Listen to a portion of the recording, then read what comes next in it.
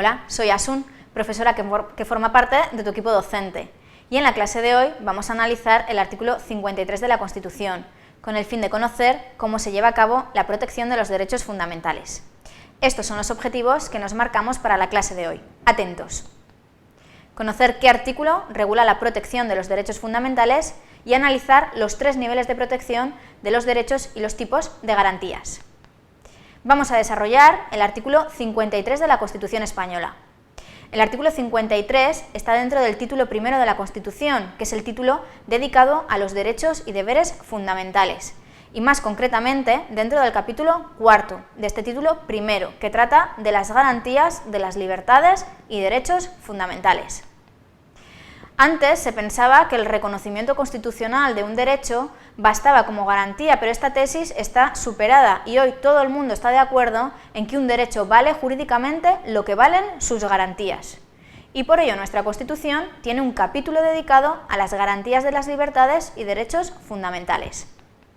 Y en concreto, el artículo 53 recoge la regulación de estas garantías y establece 3 niveles de protección. Fijaos en lo que nos dice el artículo 53. Empezamos por su apartado primero. Nos dice: los derechos y libertades reconocidos en el capítulo segundo del presente título, recordad, título 1, vinculan a todos los poderes públicos. Solo por ley, que en todo caso deberá respetar su contenido esencial, podrá regularse el ejercicio de tales derechos y libertades, que se tutelarán de acuerdo con lo previsto en el artículo 161, primero, apartado A. Por lo tanto, nos habla de los derechos y libertades reconocidos en el capítulo segundo, que son los artículos 14 a 38. Estos derechos tienen un nivel de protección que luego veremos, pero ahora vamos a continuar con el análisis del artículo 53.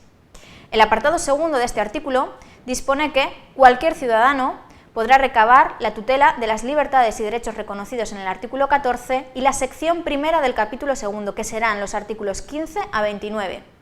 Ante los tribunales ordinarios por un procedimiento basado en los principios de preferencia y sumariedad, y en su caso a través del recurso de amparo ante el Tribunal Constitucional. Este último recurso será aplicable a la objeción de conciencia reconocida en el artículo 30. Estos tienen otro nivel de protección superior al anterior, se suma más protección, por ello se dice que son los que gozan del primer nivel de protección. Y por último, el apartado tercero del artículo 53 dispone que el reconocimiento, el respeto y la protección de los principios reconocidos en el capítulo tercero, recuerda artículos 39 a 52, informarán la legislación positiva, la práctica judicial y la actuación de los poderes públicos. Solo podrán ser alegados ante la jurisdicción ordinaria de acuerdo con lo que dispongan las leyes que lo desarrollen. Y estos principios rectores también tienen su propio nivel de protección. ¿Os parece si vemos con detalle estos 3 niveles de protección? Vamos a comenzar explicando el primero de ellos, que sería el recogido en el artículo 53, apartado segundo. Recordemos que el artículo 53.2 nos dice que cualquier ciudadano podrá recabar la tutela de las libertades y derechos reconocidos en el artículo 14 y la sección primera del capítulo segundo, recuerda artículos 15 a 29, ante los tribunales ordinarios por un procedimiento basado en los principios de preferencia y sumariedad, y en su caso a través del recurso de amparo ante el Tribunal Constitucional. Y este último recurso será aplicable a la objeción de conciencia reconocida en el artículo 30. Tened en cuenta que los derechos aquí protegidos son los que consideraríamos derechos clásicos o derechos esenciales de la persona. Derecho a la vida, al honor, a la libertad, y por ello gozan del máximo nivel de protección jurídica.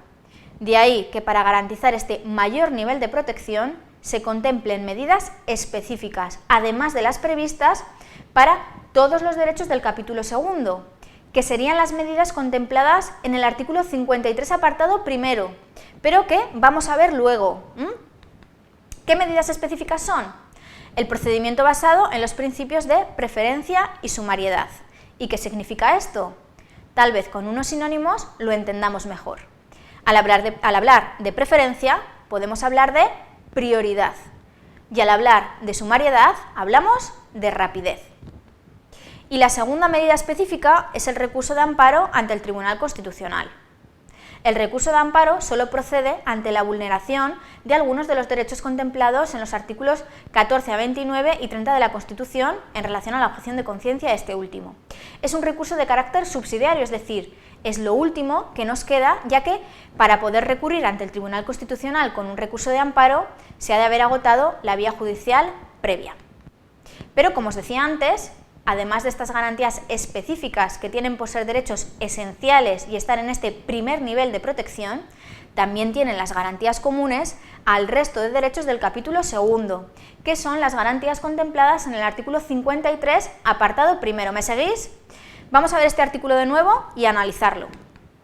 El artículo 53, apartado primero, nos dice que los derechos y libertades reconocidos en el capítulo segundo vinculan a todos los poderes públicos. Solo por ley, que en todo caso deberá respetar su contenido esencial, podrá regularse el ejercicio de tales derechos y libertades, que se tutelarán de acuerdo con lo previsto en el artículo 161.1, apartado A.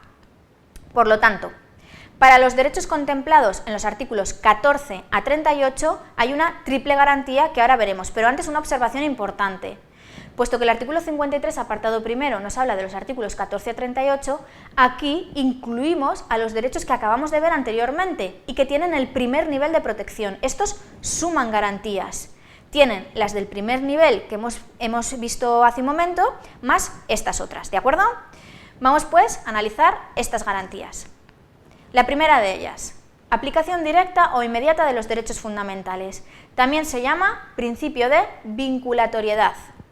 Esta garantía implica que los artículos 14 a 38, componentes del capítulo segundo del título primero, no necesitan de desarrollo normativo para que se hagan efectivos, y si se consideran vulnerados, se podrían invocar directamente ante los tribunales.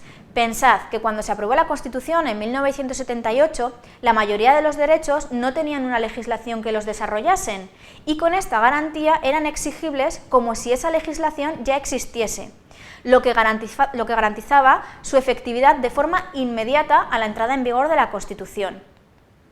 La segunda garantía es la reserva de ley. Se establece el principio de reserva de ley para el desarrollo y regulación del ejercicio de estos derechos y libertades, por lo que no se pueden regular por un reglamento, por ejemplo. Y la tercera garantía es la referencia a la tutela de estos derechos de acuerdo con lo establecido en el artículo 161.1, apartado A de la Constitución, que recoge el recurso de inconstitucionalidad. Es decir, la tercera garantía implica que cualquier ley puede ser sometida al juicio de constitucionalidad ante el Tribunal Constitucional, y si alguna fuera contraria a la Constitución, se declararía inconstitucional y, por lo tanto, carente de valor normativo. Y por último, el apartado tercero del artículo 53 contiene el tercer nivel de protección. Este artículo nos dice que el reconocimiento, el respeto y la protección de los principios, fijaos que no nos habla de derechos sino de principios, reconocidos en el capítulo tercero, que son los artículos 39 a 52, informarán la legislación positiva, la práctica judicial y la actuación de los poderes públicos. Solo podrán ser alegados ante la jurisdicción ordinaria de acuerdo con lo que dispongan las leyes que los desarrollen. Como veis, estos principios rectores no gozan de la misma protección que los derechos anteriores. Estos estarían en un tercer nivel de protección. ¿Qué garantías tienen? El artículo nos habla de que estos principios informarán, es decir, serán tenidos en cuenta en la legislación, o sea, que cuando se hagan las leyes se tendrán que tener en cuenta estos principios y no se podrá ir en contra de ellos. También informarán la práctica judicial. Los jueces en sus decisiones también los tendrán en cuenta. Y también los tienen que tener en cuenta los poderes públicos en sus actuaciones. Ahora ya hemos visto en profundidad los tres niveles de protección que contempla el artículo 53 de la Constitución. Sería aconsejable que realizaras un esquema de lo que hemos visto para afianzar lo aprendido. Hasta pronto. Un saludo.